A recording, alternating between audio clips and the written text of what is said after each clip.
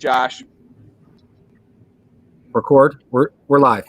All right, outstanding. Great. How is everybody doing today? Or, the thing that I've noticed that a lot of these people do with these lives is there's kind of the awkward 20 to 15 seconds while they just kind of sit around and kind of wait for people to get the notification and ding in, and there's like dead air, and they, sit around and pick their nose and stuff like that. So, Dave, why don't you be the first? Why don't you be the first to pick your nose here while we're waiting for people to join? That would be great on the recorded history. Right. Hey, so I just want to thank everybody for joining us. I'm going to go through really quickly who we have. You are 4 rock stars in the real estate investing world, and I know each of you personally. I am humbled and blessed to know each of you personally. And when Josh and I were talking about doing calls like this, and he said, Judah, do you know some people that we can put together?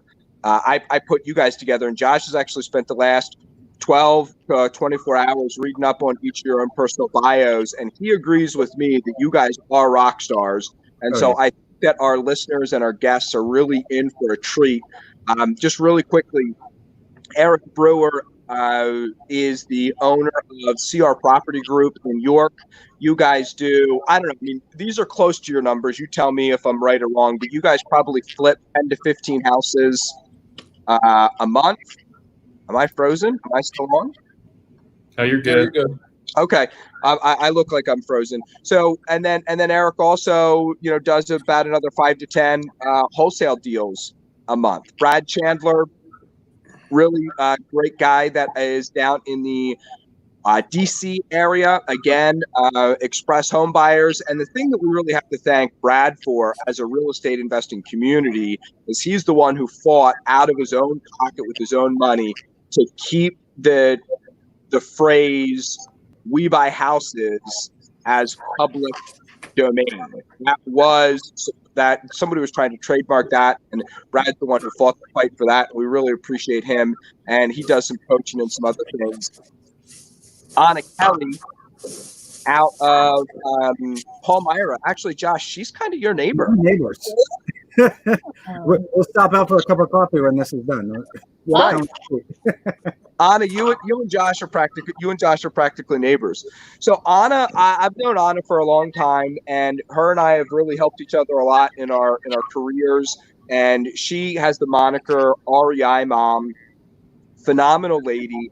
And, I really think the thing that I like about Anna is her grit and her determination. And if you know her story, she has had several setbacks and several comebacks. And we got to have just Anna on here sometime to talk. And Dave Wirzbicki, down in the lower right-hand corner, is a title guy, but he's so much more than a title guy. Title's kind of how he gets his foot in the door.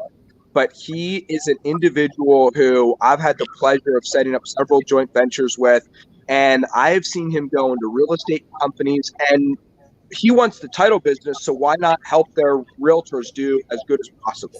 He wants the title business from mortgage companies, so why not help them have a bigger, better social media presence? There's really no aspect of this industry that Dave Wirzbicki isn't an expert in and isn't very willing to help people in. So that's kind of who we have there. My name's Judah Hoover. I kind of call myself the fixer in the real estate world. I executive with Slate House Group Property Management. We manage about 4,000 units across 4 different states. I have a background in commercial and residential and hard money lending, and I bought my first rental property when I was 22, and I've been an active real estate investor ever since. Josh, tell us a little bit about who you are, my friend. Sure. I've been investing since December of 2006. I bought 3 properties in subprime markets to flip in the worst time in history prior to today. And then I stumbled into wholesaling, made 30 grand on my first wholesale deal. And man, this is way better than losing money on these flips.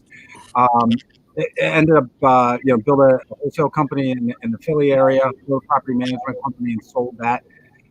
Sold from had a turnkey investment business for a while there, and my parents are getting a little bit older and wanted to be closer to them as my kids are growing up, and so we relocated to Central PA in the end of last year, and opening up a Central PA branch of Hard Money Bankers just early this year, and I mean, got great friends in Maryland and DC and Northern Virginia with the branch down there, and my partner Ian and his brother Ryan in northern New Jersey. So yeah, I mean, I've got a background in a lot of different areas of real estate investing as well. So I think it's really great to have everybody on. It's really what amazed me in reading all your bios and really hit me in the face is nobody here just does one thing. It seems like everybody's got their hands in a couple different things, and it's like you conquer one aspect of real estate and then move on to the next. So I thought that was pretty cool. Kudos to you guys. Thank you. Yeah, I really think that is an interesting aspect of who and what we do and everything like that. Let's start. Where did you want to start by kind of asking some questions here, Josh? You had a lineup. Which of our four guests were you wanting to start? As you were talking, I was going to pull it up and I just wasn't quite able to. I'm throwing the line out the door. At this point, here's what I'd like to do. Let's kind of show the progress of the deal from start to finish. It starts with getting the leads in the door, analyzing them, finding the right properties, and put kind of a filter on the conversation with, all right, in our current market, 2 months ago, we'd be having a completely different conversation. But with all the turmoil that's going on, we've all been through the 2008 turndown and some of that craziness that happened there. Let's just kind of start by talking about where do you see opportunity coming in the very near future on what is, where do you think the near-term opportunity is going to be in finding the right properties, and then the long-term opportunity, going forward, maybe the next 3 to 5 years, and where the market is going. Josh, do me a favor. Mute. Let's talk with Brad first about that, what he's doing for marketing. And Josh, do me a favor. Mute your call because I think we're getting a little bit of feedback on your line. Could be wrong though. Brad, so talk to me about you've been doing this since what, 2003, 2004. You've Yep. been at this a while. So you were well established when the 2008, 2009 downturn happened. What are your thoughts on what we're seeing right now? And Brad, like everybody here, I just want to make this caveat too, and then we'll start getting into questions. Everybody here is pretty experienced and has dozens and dozens or hundreds of deals that they even currently manage. So I want to say, let's assume the average person has done less than 5 deals on this call. So if you are a pretty newbie in real estate, and maybe you've been waiting to take action for a while because prices have been a little bit high and stuff like that, how should somebody be marketing to find their first deal? And what would you say to that guy who has done five or so deals or less than 10? What are your thoughts right now to that person? So I got to start by saying, Eric, man, I love your We Buy Houses hat. And a year ago, you might have gotten a letter for that and threatened a lawsuit. But since the trademark has been canceled, you can wear that hat all you want. There you go. That was a tribute to you, buddy. I got 20 of them coming your way. Love it. Thanks. So Judah, new investors, man. So if you've done 5 deals, this is how I used to answer the question all the time when I was a coach, and it depends how much money you have. If you tell me you're a new investor and you've got 10 grand a month, I'll tell you one thing. If you tell me you've got $500 a month, I'll tell you another. So I'm guessing most people in this day and age are probably closer to the 200, the 100, the 500, whatever it is. I would start with the old tried and tested bandit signs are great. $1.50, $2 signs. We buy houses, and then a phone number. Outside of that, you could do some direct mail, really targeted, but I would probably pull a list of, high equity folks who have owned their house for more than 20 years and get on the phone and call them. Because right now there's a lot of people sitting at home. Actually, I really like that. You like the idea of, that's a good twist for this modern day right now, is don't do direct mail, get a direct mail list, cross-check it, and then actually call people. I got to tell you, I wouldn't have thought of that till you said it, but in my business, I have found people are more accessible now than they've ever been. People are more contactable now than they've ever been. And I think it's going to become harder and harder and harder to wholesale properties. I know no one wants to hear that, but that's what happened in 2008, 2009, 2010.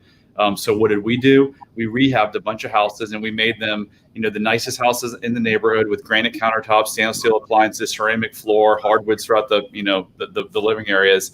And then we priced them aggressively, and we gave incentives to brokers and agents to bring their buyers. Now, am I sitting here saying wholesaling is going to stop? No, but you better have a buyer like Eric or myself. I don't know Anna and Dave well enough. I don't know what you do, but I'm just making a point that if you have an established buyer like an Eric or like an Express Homebuyers in DC or Baltimore, you can keep wholesaling all day long. You're gonna find though that as the credit continues to, the credit crunch continues to squeeze, it's going to be harder to find these cash buyers. So just be aware if you're a wholesaler. Well, and to piggyback on that, wholesaling became really difficult in like that 2009, 2010 timeframe when property values were dropping, and it was right before everybody stripped all the equity out of their houses. So having the right margins there is going to be a lot of part of the conversation as well. Yeah, I also would. So I have a couple points there.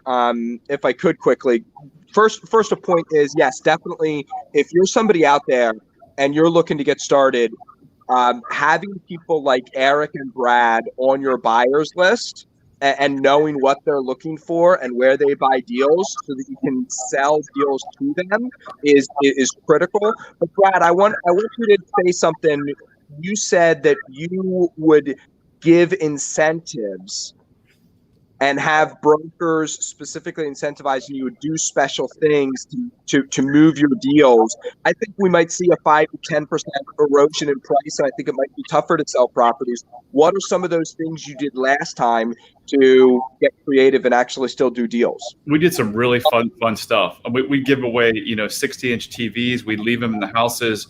We would rent a bus and take an entire brokerage office to like a Redskin suite in the Redskin suite. Everything comes down to relationships. And a realtor may say, hey, I'm not going to be biased if I see a selling agent commission of 3.5% or 4%. And that's bullshit, especially in this time. There's a lot of agents that if there's a house right there that's offering a 2% and there's a house over here that's offering a 4%, who do you think they're going to go to? Who do you think they're going to tell their customer, oh, this is such a nice house? So incentives like that are going to get people to, take action. Yeah, think about it. You do a $15,000, $20,000 rehab. Why not spend $700 on a flat screen TV and mount it on the wall and leave it there? It's pennies, but it gets you so much more attraction. Anna, were you going to make a point there or ask a question that I stepped on you? Oh, no problem. I was just going to say, I think not unlike 2008 and 2009, we're definitely going to see some contraction in prices. And I think for a while, depending on where you are, because real estate's very, very regionalized and every market's a little bit different.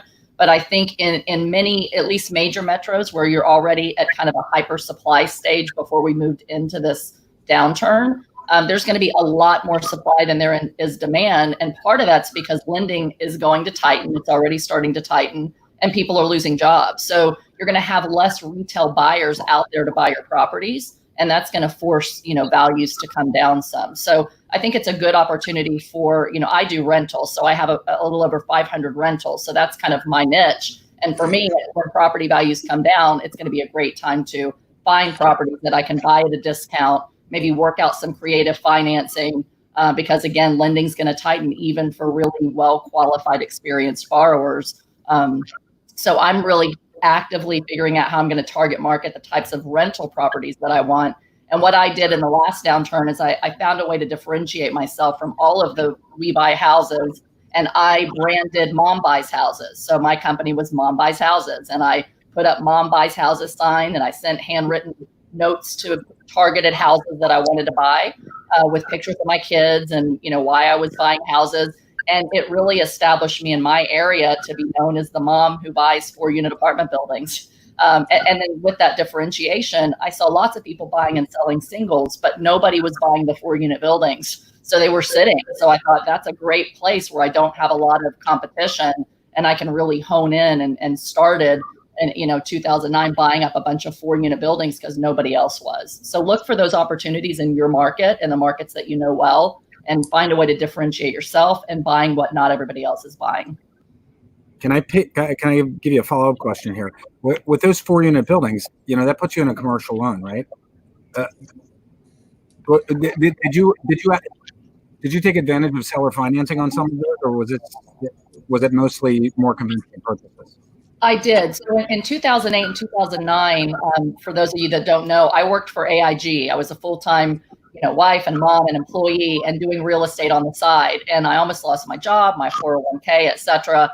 And nobody wanted to lend to me because I was too big of a risk. They knew my company was going under. So bank financing dried up really quickly, as well as the small commercial lender that had been so good to me before that.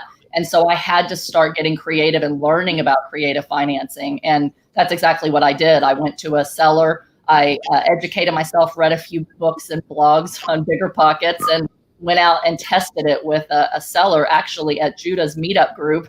And, somebody said, I have a 4-unit I want to sell right in my backyard. And I walked up and said, great, I'm a buyer. Let's create a win-win. I can show you how to save on your capital gains. Had no idea what I was doing, but I just took the leap of faith to do it. And that led to me doing 3 or 4 seller finance deals in a row.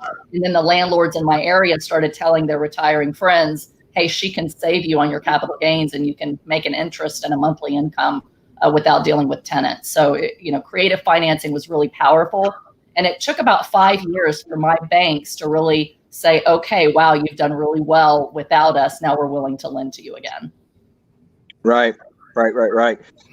So, Brad, I just want to come back and circle back to you. You said that you think wholesaling is going to get harder and that there's going to be less wholesaling. There's not going to be as much of that. Talk more about specifically why that is, because there's going to be less people wholesale too because of regulatory pressure. Put some more meat on that bone so we can understand why you think in the market that's coming, there's going to be less wholesale activity. It's going to be harder to wholesale. So, look, I'm not a lending expert, but my understanding is there's a couple of ways. The 2 primary ways that lenders work is they either hold their loans or they package their loans and sell them. Most are not even packaged. Sometimes they sell them one-off. Most lenders, most hard money lenders do sell their loans. Well, all the people buying those loans have completely dried up. So we've already, just in the last couple days, like we literally bought a deal from a guy who was about to sell it and he lost his financing. So we went and bought it. It's a house in Silver Spring. We're gonna buy it for, I think the number was $425. We got to put in like 100, and I think it's like 750 is the sales price. The guy couldn't find anyone. Not a bad deal. No, the guy couldn't find anyone to buy it, right? So, and it's because these guys can't sell their loans, and so they can't make loans. So you're going to see a complete shrinking of who can buy. There's just going to be less people to buy. So better for the people on this call that have money and have access to capital, because it's going to be tougher. Cash is king. Yeah, I saw that problem a lot, even as a lender, because I would have a warehouse line of credit and that I tried to rotate twice a month and fill it up with loans and then sell it out the back door in the secondary market. And if you have a struggle of selling your loans, it can be very difficult to keep on lending and stuff like that. I think the other thing to just add to that in regard to decreasing the available loans is I think mortgage interest rates are going to go higher, because right now these buyers of mortgage-backed securities, they've been used to getting 3% and a fairly safe investment. Mortgage-backed securities have always been known as fairly safe, other than in 2009.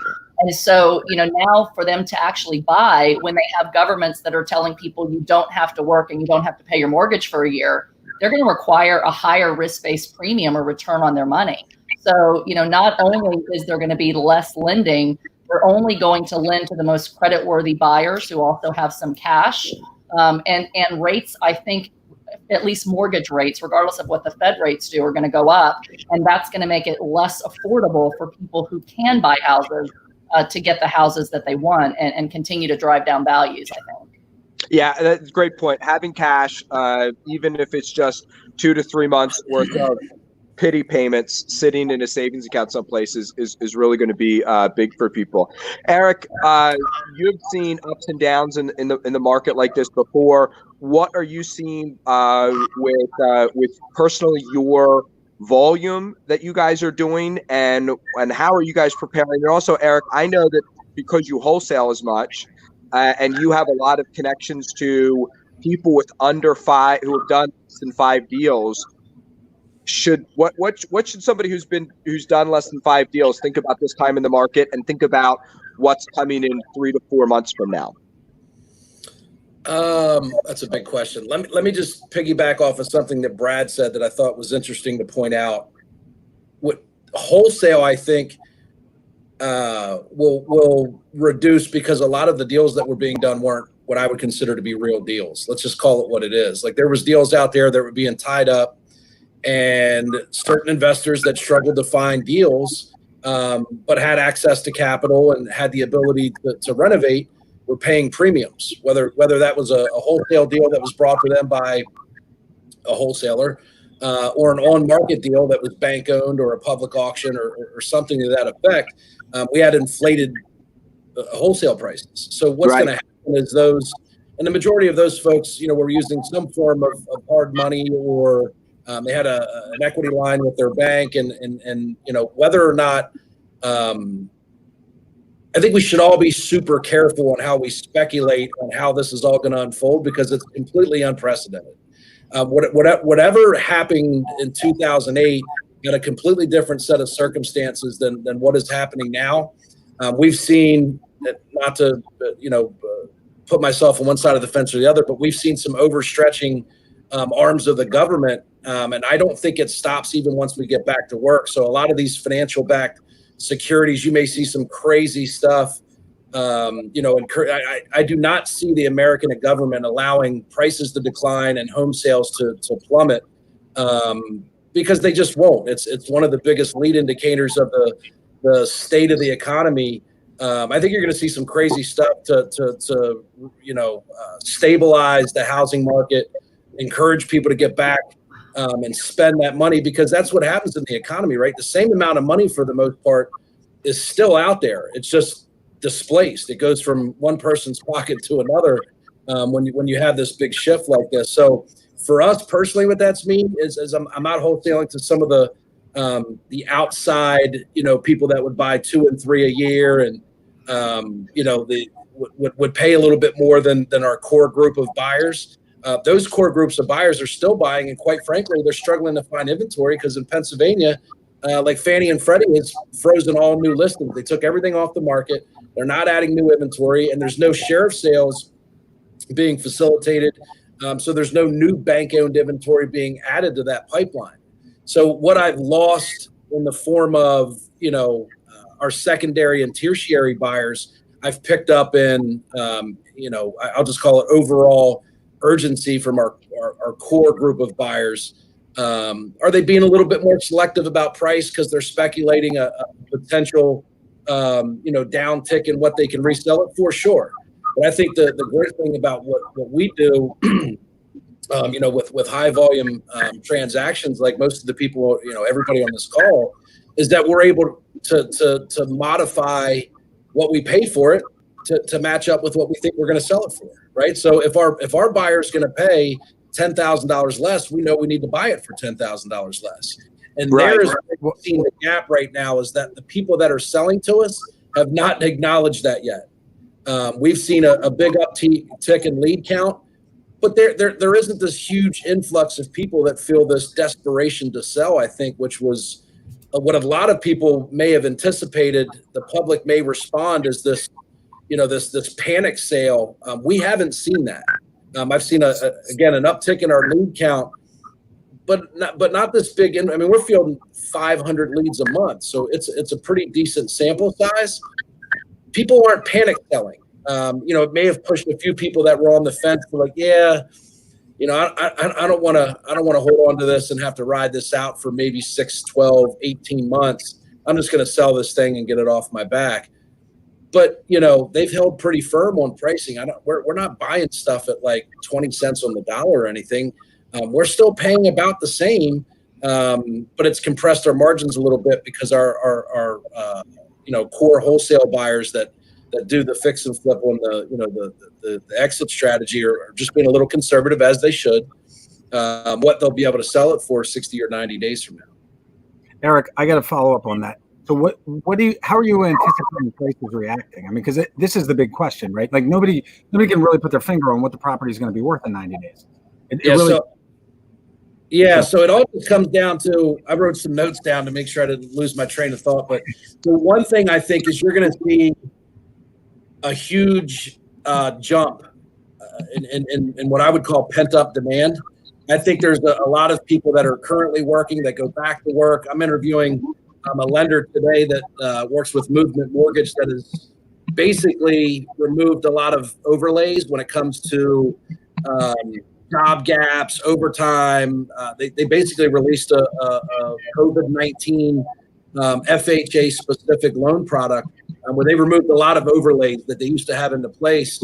And that's a whole separate conversation when you talk about lending, right? But I think you have a ton of people right now in Pennsylvania that have been gainfully employed, have probably seen an increase in their income. If you're talking about anybody that's working at a food related business, whether it's grocery or delivery service, healthcare, whatever, and they can't buy homes right now.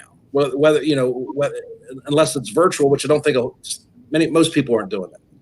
Not in Pennsylvania. I think we're still a little old school. We like to see stuff before we buy it and touch it and talk to it. And so I think you're going to see people lined up to buy stuff. And then you're going to see almost an equal reaction to that once that kind of excitement wears off of the newness, right? Because everybody wants what you can't have. So when you finally are allowed to go back out and buy homes again, I think people are going to go bananas. You're going to see 2-hour waits at Dairy Queen, 3-hour waits and lines at Rita's. You're going to have people like calling ahead 2 days in advance to go sit down and eat at their favorite restaurant. I think you're going to see a lot of that. But then I think you're going to see an equal and sharp correction of that back to about somewhere within reason of where we were before all of this happened. That's my personal opinion. Yeah, and so do you think, so number one, I just want to say real quick, guys, we're getting a lot of really great comments. If you have comments or questions, feel free to ask them. With these 4 rock stars here, you'd be remiss if you didn't ask specific questions on what they think. If you know people who should be watching this video, tag them in the comments so that they know what's going on. Eric, you said that you are not seeing people coming to you and panic selling yet, when obviously there's a lot less buyers out there in the marketplace right now. If you were to make a prediction, do you think that you will see sellers dropping and being more flexible? Do you think that that's not going to happen, or do you not even feel comfortable speculating about that? Ask the question again. Are people going to be panic buying in the future? Panic selling in the future? Yeah. Yeah, I think a lot of what you're going to see, though, particularly if the prices come down, is they can panic sell, but they won't have enough equity to see it through to the end. So one of the things that when I was going through in 2008 and 2009 and 2010 when I was buying off the MLS like it was nobody's business. I didn't have any relationships with wholesalers. It was easier for me to get a deal from Bank of America than it was from the guy out there that was tying up deals. So I think what happens a lot of times is when you see that influx of bank-owned inventory and short sales, which is something that you're certainly going to see. If anything, it's just the last 90 days, let's say, of inventory that's been put on pause. When it gets released back out to the market, there's just going to be a surplus until that inventory is sold down. And then obviously, I think it's realistic for us to expect that there's going to be some people, whether it's business or personally, are unable to recover from the economic impact, which will lead to bank-owned and short sale inventory. So one of the things I would encourage people to do if you have very little money is that short sale leads are always one of the least expensive to ever get, but they have a much longer shelf life to be facilitated to turn into a deal. So if you're operating on a very small budget, working on pre-foreclosure leads is a great way to build a pipeline of future wholesale deals.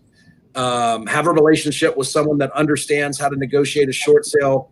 If you don't, I think you'll spend up all of your time negotiating a short sale rather than generating new leads to fill your pipeline. But I think that's an easy way, to build a pipeline of potential deals that may take 6 months to convert.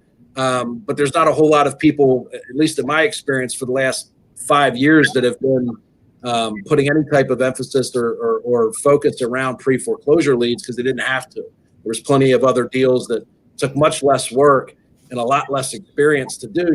Let's face it, you could just tie up a deal for close to retail and somebody would probably buy it. Wholesalers, as a community have had it pretty easy. You're gonna have to get better, I think. And a lot of that just comes down to the right price. What Brad said is folks like us will still buy. We've always been buying, but not at the numbers that typically have us being presented with. I would just glance at it quick and move on. But you're still going to have people that will continue to do, deals. They're just going to have to be real prices. So I think somewhere between 30 and 70% of the wholesale business that was being done out there probably goes away because it wasn't true wholesale anyway. They weren't deals to begin with. Yeah. Not real deals. Those deals will be tested right now. Well, and that's going to help the people that stay. Anna, sorry to cut you off. If I can add something and then ask Brad and Eric both your thoughts on this that I've been thinking through. In 08 and 09, a lot of people had obviously gotten into subprime mortgages that shouldn't have never gotten mortgages, and their interest rates were really high. And I think something different this time is that most people that have bought houses in the last 10 years have had really historically low interest rates and a better buyer in general. Yep. So I think a lot of these people that have gone into forbearance over the last 6 weeks, they're about 6% of borrowers.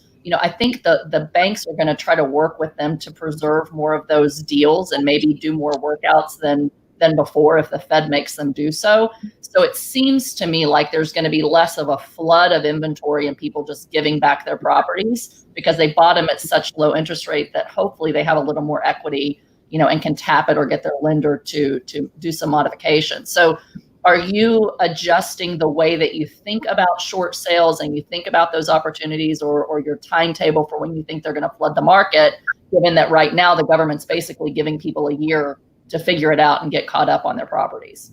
Let's go Brad first on that, and then we'll let Eric. And then Dave, we're coming to you next, my friend. So Eric touched this. The thing about that's crazy about the situation is no one knows what's going to happen. You could ask Warren Buffett and you could ask the panhandler on the street and you might get the right answer from either one of them. So in my opinion, we don't know. It could be catastrophic. If we continue to pump out money and we continue to be in lockdown for another 6 months or there's another wave, it could be 10 times worse than 2008. I don't think that's going to happen. I think it's going to be better. I don't think originally I was thinking we'd start seeing foreclosures this year. And after talking or listening to some really smart economists, they're saying that probably won't happen until 2021. Yeah. So again, it's just complete speculation. But that's my opinion on it. Well, that just means that the opportunity window is going to be longer, right? That's what excites me, especially about. I hear a lot of talking heads, and a lot of talking heads right now are almost talking head to talking head, this is how I'm refinancing my 300-unit apartment complex, or this is what I'm doing with the hedge fund buyer that I work with, or things like that.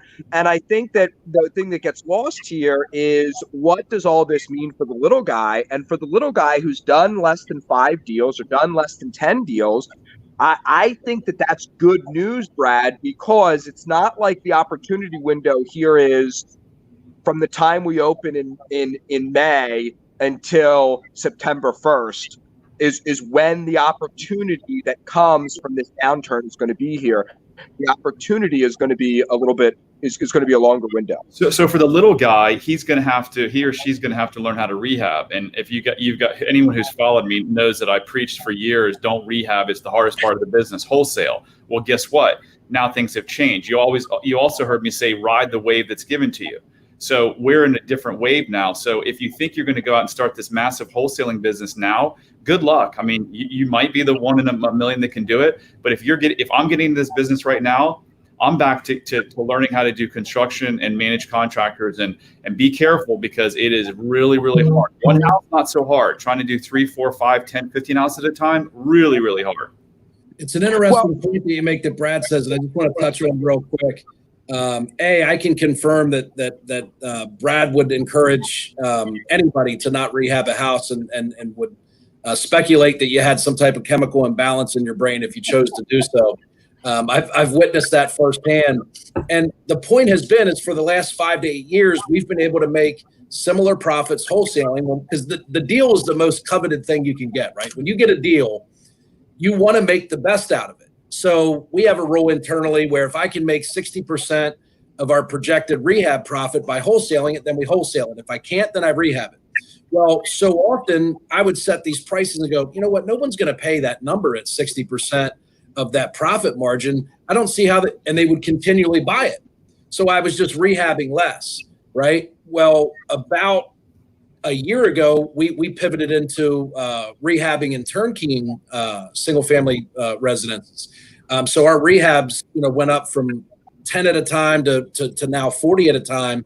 And just yesterday, we hired a director of construction, because it is, I don't know who it was, but somebody somewhere along the line told me something stuck with me, is that construction is the practice of relying on unreliable people. It is, right? There's some great contractors out there, and it's definitely more rewarding. I mean, I love making a $30,000 wholesale deal, but I'm also intrigued to see Brad's project that he bought for $400 and is going to sell for $750. It's going to be, I'm sure it'll be a beautiful property, right? So there's a certain amount of gratification that comes with it as an investor to fix and flip. Whether or not that's equal to or greater than the aggravation that comes with it is something that you have to decide. I think you will have to rehab homes if you want to do similar volume and similar business with similar overhead. You will have to pivot. You still got to lead gen.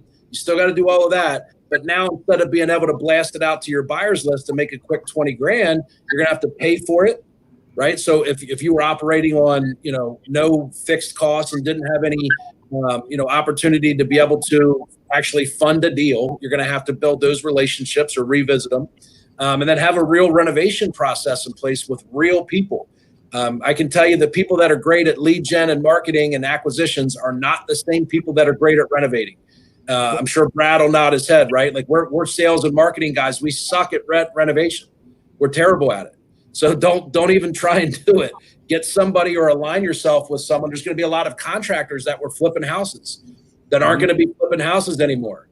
Partner with a contractor that can do the renovation portion of it, and you still continue to run the acquisitions part of your business. I think that would be.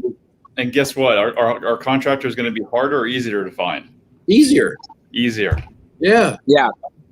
I run a page, Central PA Real Estate Investors, and there are so many spammy things in there. People looking to build their buyers list or other stuff like that. Eric, you're in there, and the only self promotion that I allow in there is contractors, because they've been as hard as they have been to find over the past 5 years, and it's been the hardest thing is, how do I find deals? How do I find contractors? Everybody's had money. And what Eric said there is important, is you're going to have to pay for it. What he means by that, I believe, is you're going to have to take title in your own name. You're going to have to close on more deals to do more deals. You're going to wholesale less. Let's bring Dave Wirzbicki in here. Dave, I asked you yesterday whether it was fair to say you've been doing this for 20 years, and you said it's actually been 30 years. So you've seen multiple downturns. You saw the one that came at the late 90s and early 2000s, as well as the 08 and this one. How do all of these downturns look the same? How do all these downturns look the same? How does this one look different? And then just free for all, you've been quietly and politely listening for 40 minutes. What do you think about what the other three experts on the panel have said so far? Well, actually, I'm super impressed with everybody's content and knowledge. It's really impressive to hear them speaking, about the process and the things that they do. It's just utterly thankful that I'm even considered part of all this. I think as I've gone through the process, and when June and I were initially talking, and he was explaining to me what he was trying to do with the content of this particular scenario, I said, "So you need some old guys." So I guess I represent sort of the old guys of the group. I'm the OG. So, which is fine.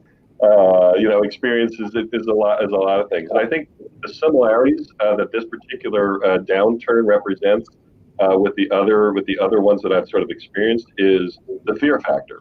And effectively, what everybody's doing right now is they're operating, or at least the general public is operating on fear. And then there's a variety of different things that provide fear. Like currently, right now, my millennial daughter has been living at my house for the last month, and literally is afraid to go out of the house, which is sort of a weird scenario because she went to Princeton and is supposed to be the smart one. Is what it is, right? So that's what they've learned, and that's what they fear. And so I think a lot of people are operating on the same principle. Now, whether that fear is real or not, it really doesn't matter. Fear is fear. So until they learn otherwise, they don't really know how they're going to sort of come out of something like this. So I assume there's the 5 to 10 investor person who has that same kind of fear, like, oh my gosh, what am I going to do now? How am I going to get out of this? How am I going to survive this? The whole 9 yards. And so that particular avenue is the one that I think is very similar. What is different is probably something Anna had touched on, is that back in 2007, 2008, whenever we came out of sort of the meltdown, or started to come out of the meltdown, is that people were mortgaged to the hill. They were taking all these crazy mortgage products. They had very little equity left in their properties. The banks, didn't necessarily play that very smartly, and they were left holding the bag. I mean, all we have to do is watch a couple of those moves that were made out of it, and you'll see exactly what happened. So I think in this particular one, hopefully we've learned a little bit of lessons, and then for the most part, everybody probably has a mortgage under 5%. And if they don't, I'm not sure where they've been living, so that's kind of the scenario. The other side of it is just recently, even too, it seems as if a lot of the rebounded consumers have created some equity in their home, for the sake of argument. But my take on all of this is probably a little bit of Eric and Brad's is I think there's going to be a psychology that comes out of this. And it is true, depending on how long this takes. How much more bailout are we going to have to give? Is this going to be a 2-month, a 3-month, or 4-month sort of stay-at-home kind of scenario? All of those things are going to add to the back end of this thing, and then it potentially lengthen or make it very difficult to sort of pseudo recover, from the process. And it comes down to psychology. So back in my opinion, all this, as I represent a small business owner, is there's small business owners out there who probably have 2 or 3 or 4 rental properties or investment properties sitting on in their queue somewhere as part of their investment strategy. There's probably I think personally there's going to be, not tomorrow, not at the end of June, but as soon as the doors get quote unquote open, I always say when somebody waves the magic wand and says, okay, you're free to go now, which I'm not sure when that'll be, there's going to be a psychological sort of rebuff of what just happened. Don't think that there's not going to be a fair amount of increase of divorces, that there's going to be a fair amount of increase of people just looking to grab quick cash, such as small business owners who, maybe got a PPP loan, but haven't really substantiated how they're going to get from that point forward. That'll get us. That's a good point. So you're saying, what you're saying is the hometown butcher, Yep. who is, it's the family business. It's been in the family business for 80 years. They probably also have 3 or 4 rental properties that they've acquired along the way. Right. And, Frank's Meats are probably going to look to liquidate some of those properties to raise cash. What that's going to do is put more inventory on out there on the market. That's actually rather insightful, Dave. We've actually seen that already on the hard money side. I mean, a good percentage of the applications we're getting right now are people that have a secondary or third home or a free and clear rental. They're just trying to get some access to capital right now in the short term. And that, I mean, it's Can I say something there, Judah? So to piggyback on that, we're doing that right now with Eric. Eric's going to sell some of our rental properties because number one, we think we can buy those properties for potentially less down the road, and number two, the lending packages or the lending products, I should say, for rental real estate is gone. It's vanished. So we were talking earlier, Jude, about how it's going to be tough to wholesale. This is another reason why it's going to be tough to wholesale, because a lot of wholesalers were selling their product and their deals to buy and hold investors who can no longer get financing. So you think those people are still going to be buying? They're going to be like, no way. So what does that lead to? Kind of Dave mentioned a couple of times, and Anna, the interest rates. A lot of people have 3 to 5% interest rates. In the next couple of years, it's going to be a great time to buy and sell on terms. But don't think that's easy either. Just like renovating, someone's like, "Oh, subject to, I'll just buy the house and buy subject to," which means you keep the mortgage in place. Well, it's very complex, and you can get sued, and there's so many things that can go wrong. So if you decide to buy in terms, go find someone like an Eddie Speed who's done this 40,000 times and get highly educated. But this may be a great time to start looking into that mechanism. Yeah, I love subject to. It's my absolute favorite way of doing deals, and I'm glad that it came up by somebody else, and I didn't have to be the one to mention it. And Dave was right when he said there's a lot of people out there who have fixed rate 30-year mortgages under 5%. And like was mentioned, unfortunately, there's going to be a lot of divorces that come out of this. Everyone's talking about, a baby boom a couple months from now. I think there's going to be a divorce boom a couple months from now. So can I ask you one thing real quick? Yeah. Piggyback on what you said, Dave, and you guys as well. One of the areas that I really believe strongly in is that you look as an investor and see what is the market giving you, and then you find ways to pivot to capitalize on what the market's giving you. So even though I'm mostly a multifamily gal, I also have beach rentals and some short-term rentals. People are so afraid, and they're starting to dump beach properties because suddenly their rentals are being canceled.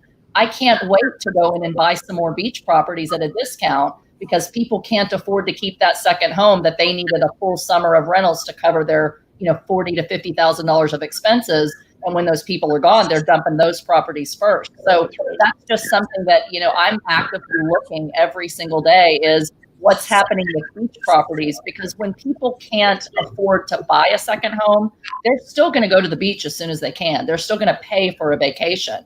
They can't go to Europe anymore, but they might go to the beach. So it's just another one of those types of properties, to Dave's point, that, some of these small business owners might have 2 or 3 vacation rentals. And I think that you're going to see a big discount on those sooner than what you will in the single family home space. So it might be something to think about capitalizing on if you've got the cash and wherewithal to hold on for a while until it comes back.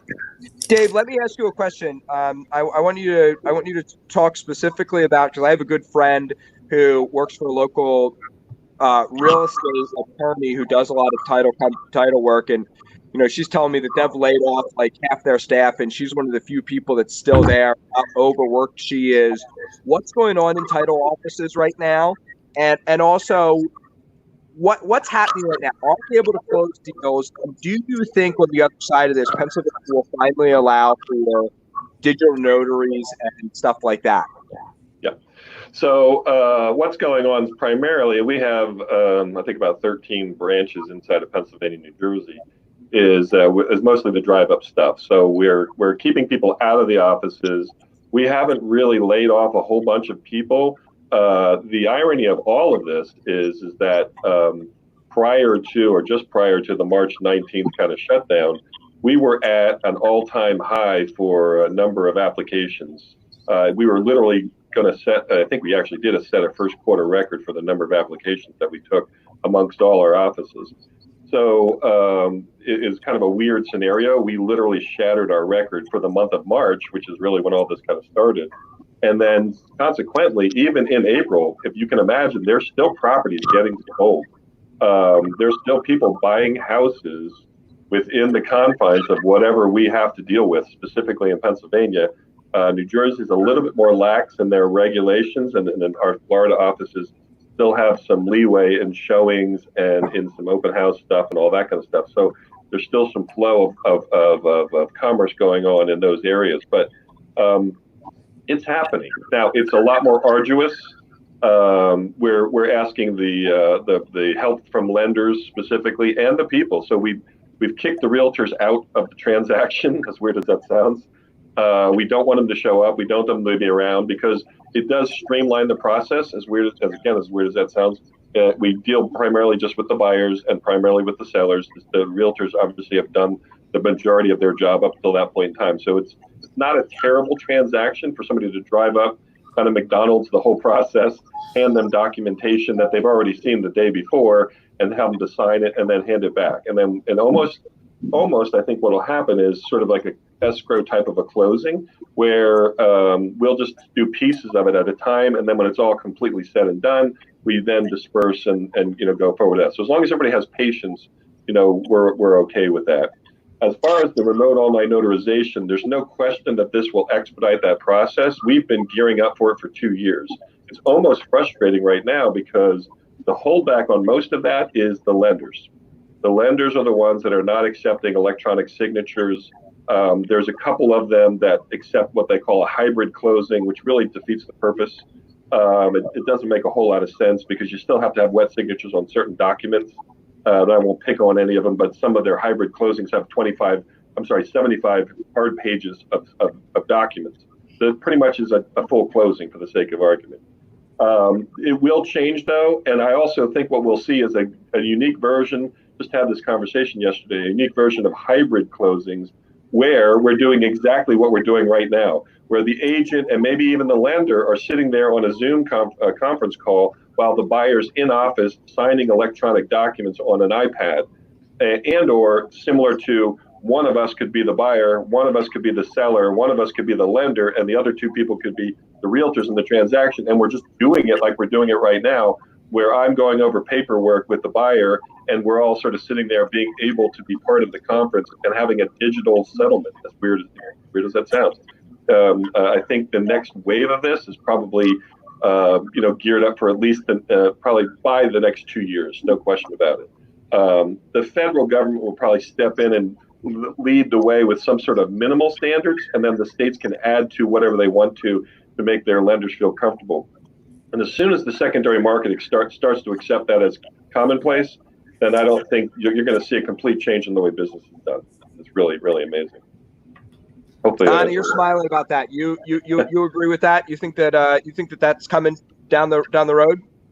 I think so. I think this disruption is showing a lot of people that virtual things are much easier to do than in their mindset it is. So, at AIG and through several different lenders that I've bought things from foreclosures, I just couldn't believe that, they would not take electronic signatures. And Fannie and Freddie are terrible in terms of big apartment complexes. I mean, if they forget to send you something and it's the date of settlement, they don't settle. They got to send it to you again. You got to overnight another signature, even though they got 40 of your signatures already. So I cannot wait until that time comes. And I think it'll be a lot easier to buy properties out of state than it is now too.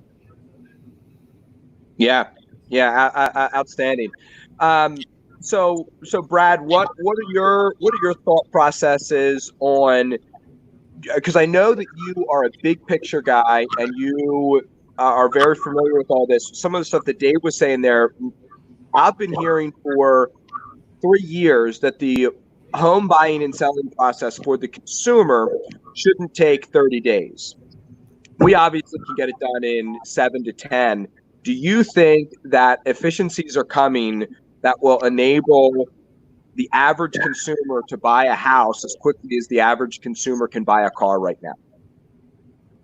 So they can do that right now. I mean, we bought a house 4 years ago in 23 hours from the time that the guy called us. He was a vet and hadn't made a mortgage payment in like 13 months, and we bought it in 23 hours from the time he called us to the time we closed. So you don't even need technology to do that. I think that things are going to become much quicker and virtual. And then you look at the iBuyers. We thought they were going to change the industry.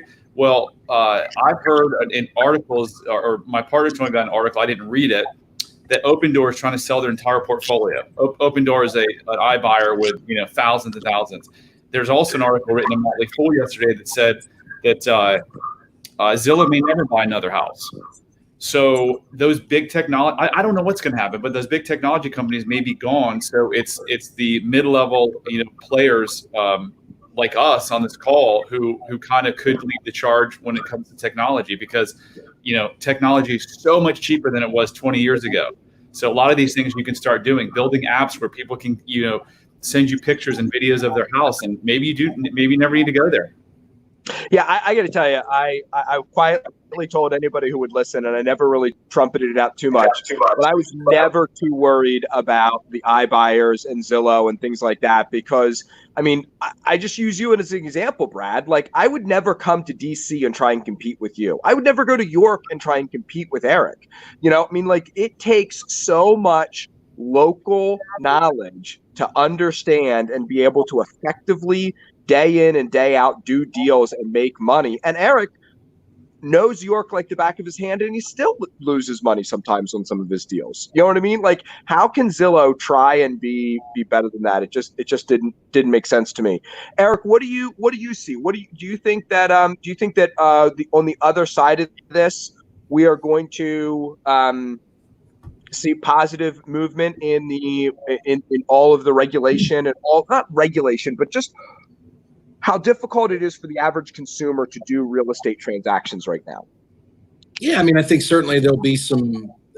They will. Fannie and Freddie weeks ago announced that they would accept drive-by appraisals, right? That was a quick and immediate. I don't know if it lasts. I doubt it. I think they'll go back to interior full-blown appraisals, but it did show some flexibility and some nimble capacity, at the leadership level there, to be able to continue moving loans through the pipeline without a tremendous amount of risk. So I think there will be some people that, and we talked about this in our business, because 80% of our people are, we do a lot of disc profiling, behavioral profiling using predictive index and stuff. And over 75% of our people are in the innovative and creative quadrant, right? So they're salespeople. You can allow them to work from home. It will not work for them for a long period of time. So, and I would be one of those people. I'm at my office now. Brad was joking about, he's been at the office every day. Salespeople need human interaction, or they will deteriorate very quickly. Mentally, right? And probably physically as well, but I'm certainly no doctor, wouldn't claim to be one, but we've seen that happen. So as much as, of our staff that could legitimately telework, we're not going to pivot back that way. This is a short-term fix for us to remain compliant, stay safe, and allow things to sort of unfold to where we can make better decisions about how to responsibly go back to normal. But yeah, I mean, I think some of that stuff will have a longer shelf life. You're going to see like the virtual notary. It just makes sense. Like, why are you forcing all of it? I mean, thinking about just trying to schedule a normal settlement for a retail deal to get a buyer and a seller and both agents and the lender. What are you doing? I mean, it doesn't make sense, right? I think that'll stick. That'll not necessarily speed up too much the process, because most of what you talk about is home inspections and appraisals that are the two biggest things that extend the shelf life of a loan for people that are buying, with any type of financing. I don't see that getting cured or really any fix for that. But certainly the settlement portion of it and the ability to be able to notarize documents without being in person will definitely make the actual settlement piece of it easier. And again, I think to your point about the iBuyers and whether or not they could last long enough, because I think there was something there. It was just a matter of whether or not they could weather the storm long enough to figure it out, capture enough market share. I don't know that any of them that have ever been profitable.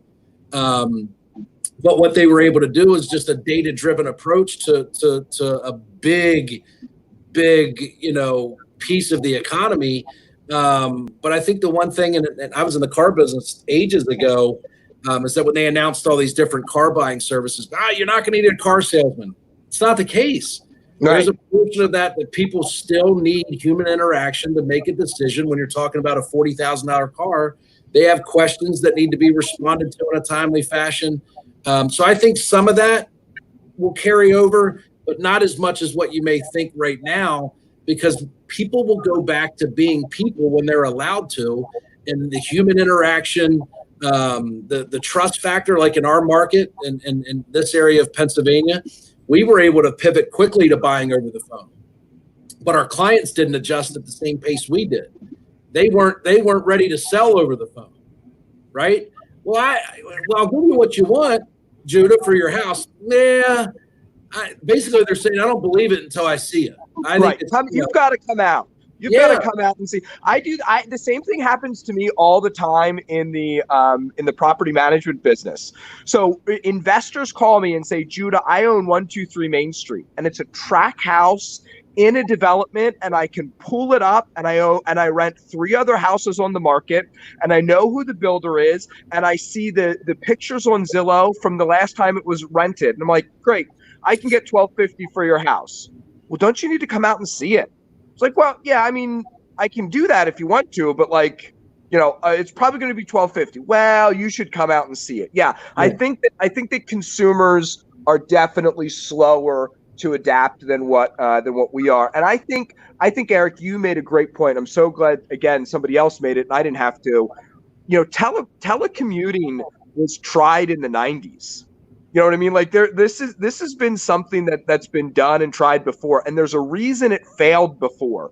People need managers and people need human interaction. And so I'm chomping at the bit to get back to the office, to be around people again. And I think that I will also be more productive when I'm back to the office. And I think that we're going to see a lot of things go back. And I think that because so much is going to go back, it's going to drag a bunch of stuff with it. But I hope that things like digital notaries and things like that stay the same. Josh, I've been peppering these guys with questions, my friend.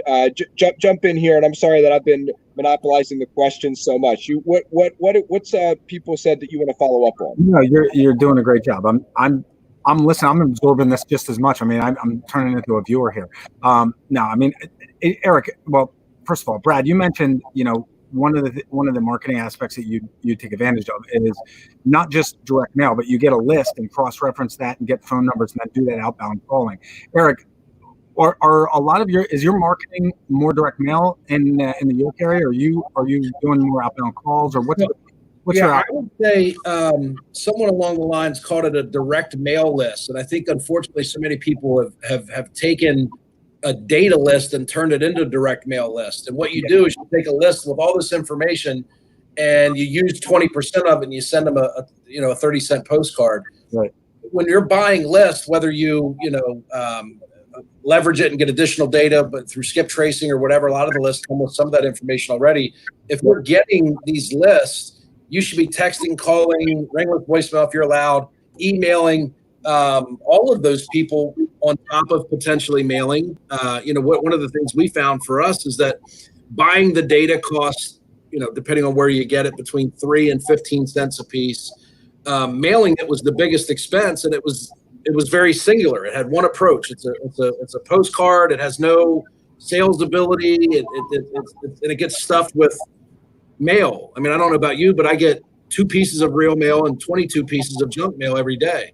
Yeah. But it's been around long enough that it's effective, right? You can send out so much of it, and it's one of the things that we've always accepted. Like if you get a 1% response rate, we thought, that was good for direct mail, which is crazy. I don't know anything else that you could do unless you're a weatherman and have a 1% success rate and be considered successful, right? But what I would say you should be doing is leveraging that data and then using every possible platform to communicate. Text costs like 1 cent a piece to send an outbound text. Cold calling, whether you do it in-house or outsource it, is extremely inexpensive. Skip tracing, again, if you shop around and you find the right places, you're buying in any decent sized bulk, you can get that information at a discount. So for us, when we use those, we're able to communicate with a customer for 30 cents a piece as opposed to 65 to 70 cents a piece. We just get a better response. So I would encourage people to not just look at it as a direct mail list, treat it as a set of data, and then use all the data that you have. Because some people respond better to mail than they do text. Some people are more likely to engage with a live person on a phone call than they are a ringless voicemail. And they're all relatively inexpensive.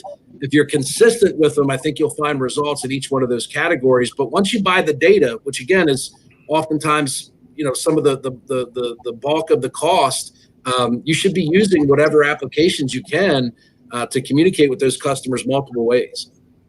And it allows you to compress the time frame as well. I mean, you're doing a direct mail list and you're hitting them, even if you hit them every 2 weeks, it gets a little bit abusive there. But you're doing social media and outbound calls and text message and all that kind of stuff. All of a sudden, you're getting 3 or 4 or 5 or 6 touches a month instead of 1 or 2. Yep. I mean, that was my only real follow up. Brad, are you seeing the same thing? Did you ask, am I doing outbound cold calling? Well, not just cold calling, but are you integrating your data in a number of different platforms? Are you squeezing the lemon as hard as you can? We've used since 2016. We've used a lot of data analytics in our mailing and our targeting. Yes. Yeah. Okay. Great. Anna, where are a lot of your where are your leads coming from? I mean, are you using data, or is this with the multifamily? Is it a little bit different? It's a little bit different. We're still needing lists, but there haven't, quite frankly, been very many lists that can actually get to LLCs and the right owners. So you're dealing, when you're dealing with 200-unit apartment buildings, you're getting to an office manager that's tossing your mail. So part of the key is getting in front of the actual owners, and decision makers of that LLC. So we've done some very targeted marketing in Central Pennsylvania to specific apartment complexes where we, done personal, and we've tracked down who the owner or establisher of that LLC is, send them something that says personal and confidential, hoping that at least gets in front of them, and then they can toss it or not. But a lot of it's through off-market, leads, brokers, other apartment owners that know that you're an apartment buyer. So you're dealing with a little more sophisticated sellers than you are when you're target marketing single-family homes. But we're starting that process, and we've had some success. We have an off-market apartment complex now that came through a mailing campaign. Okay, that's great. All right, I mean, we've covered a lot here over the last hour. Jude, I don't know if you have anything. The only other question that I have, guys, is there's a number of people here, and then we can wrap this up. There's John Baumberger, a good buddy of mine, who's a real estate investor and a great business mind. He wants everybody's take on what things would look like for the traditional real estate broker and agent, because I find that there's a lot of investors who are agents and a lot of agents who are investors and things like that. And we, as coming in from the real estate investor perspective, can probably speak some intelligence into there. So talk to me, guys, Brad, and let's actually start with you, Dave. What do you think the next 12 months looks like for the average real estate, or not average, but the traditional real estate agent or broker? I think it's already changing. It probably started, I'm going to say about 2 years ago, or maybe even more. It depends on the area that you're in. The advent of some of the I don't want to call them discount brokerages, but something like that, and or the Compass mentality. So Compass has decided they're only going to go in the top 20 markets in the country, and they're going to focus on the high-end solution agents in that particular scenario, and then either go out and get them, attract them with some sort of signing bonuses and all that kind of stuff. I've actually heard of somebody in the Philadelphia market that got a $500,000 signing bonus to go with Compass, which pretty much is funds their retirement plan. So whether they sell another house or not, they can pretty much retire off of that scenario. Most of those agents are quite good, and therefore they have they have the backing and the ability to be successful. The other scenario, of course, is the agent that's sort of marginal, who has been doing okay, but is now looking possibly, especially with brokers, that they're going to get hurt as much as anybody, and the brokers are going to be potentially looking to make money in other areas, whether that's title or mortgage or insurance. And some of those agents are going to be stuck with cost factors. So if you can find a cost reduction in your overall business model, just like we're effectively trying to do, anybody, then that's probably the way they'll go. In central Pennsylvania, there's a huge brand. I'm not going to necessarily name it. You guys probably already know of it. And those people are actually expanding into the Mid-Atlantic region and beyond. There's very similar models out compared to them that are just doing sort of the pay-as-you-go mentality. And if I were an agent that had probably 3+ years more experience, that's probably what I'd be looking at. The big box stores are like the true retail big box stores are probably going to be something of the past. They're cost intensive, they're labor intensive, and people aren't going. I think I read a comment on the side here. People aren't going to the office anymore. What do they need to go to the office for? You know, there are some things that they need the office for, but they don't need it like they used to in the past. And with technology, this is where technology has made an impact, I think, on our business. They can be pretty much anywhere with a really good iPhone, you know, for the most part. Right. Brad, what's your thoughts? Traditional real estate agent moving forward. I don't see a lot of opportunity. I've been saying for 18 months that real estate agents likely won't exist in 3 to 5 years. Think about now, Amazon could buy Zillow at a major discount right now. They could also buy Redfin that has 70,000, salaried agents. They could do that. A year ago, they were interviewing agents because they're going to start doing this, and they're going to start providing the lending. My mom is 78 years old. She would list her house on Amazon. Why? Because she trusts them, and it's where the eyeballs are. So if you pair the data that Zillow has with the eyeballs and the marketplace that Amazon's created, I argue with a lot of agents about this. They're like, no, it's a transaction people need. And to some degree it is, but my mom, who's 78 years old, if her house is worth $500,000, she's saving $15,000.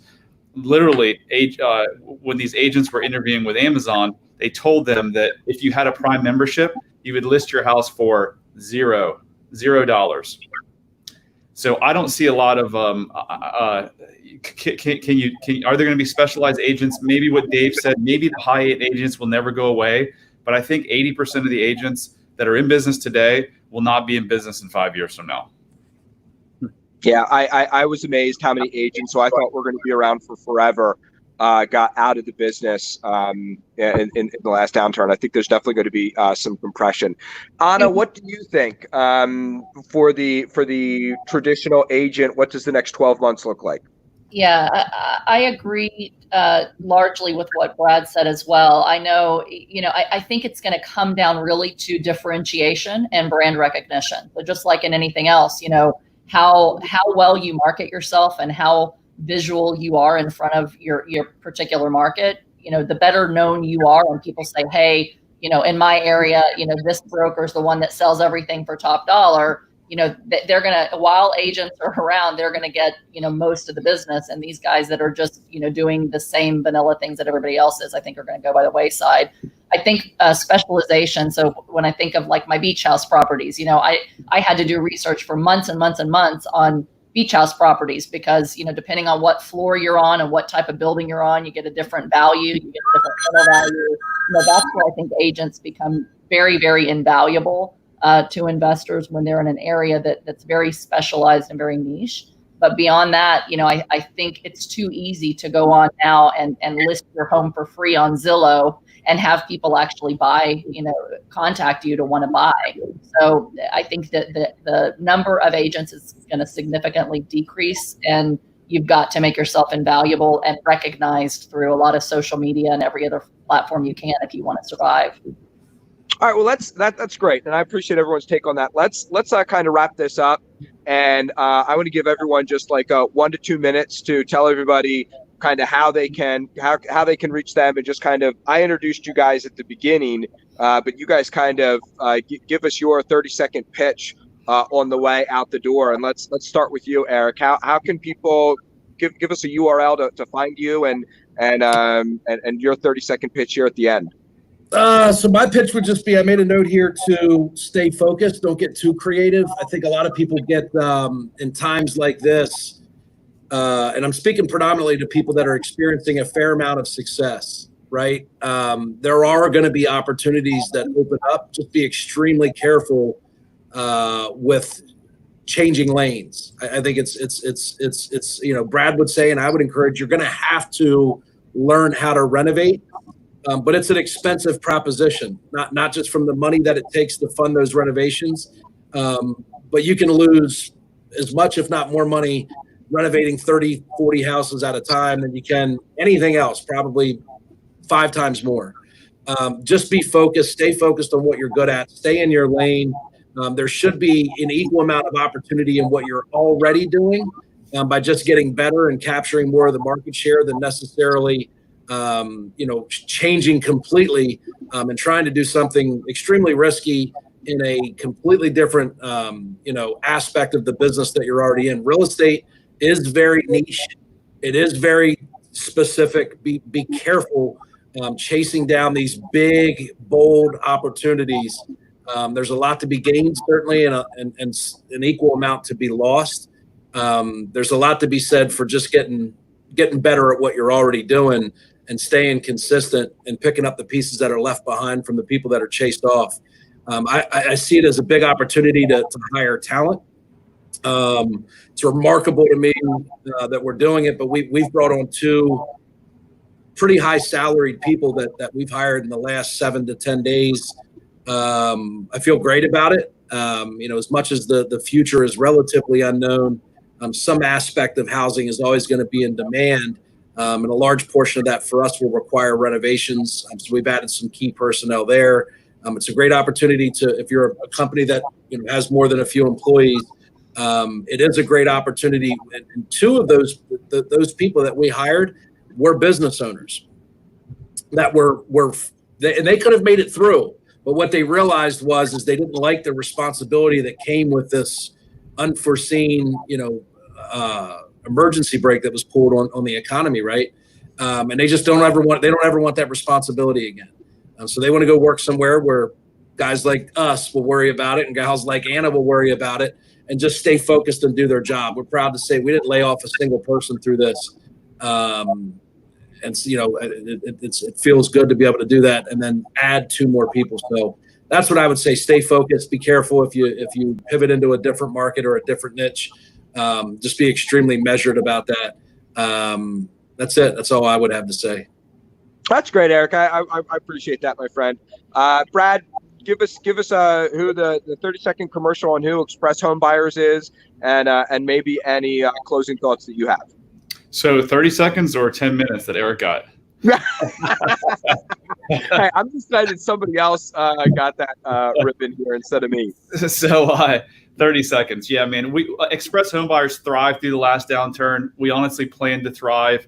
I told my business partner yesterday, I'm a positive guy, but I don't think I've ever felt more positive about our business than today.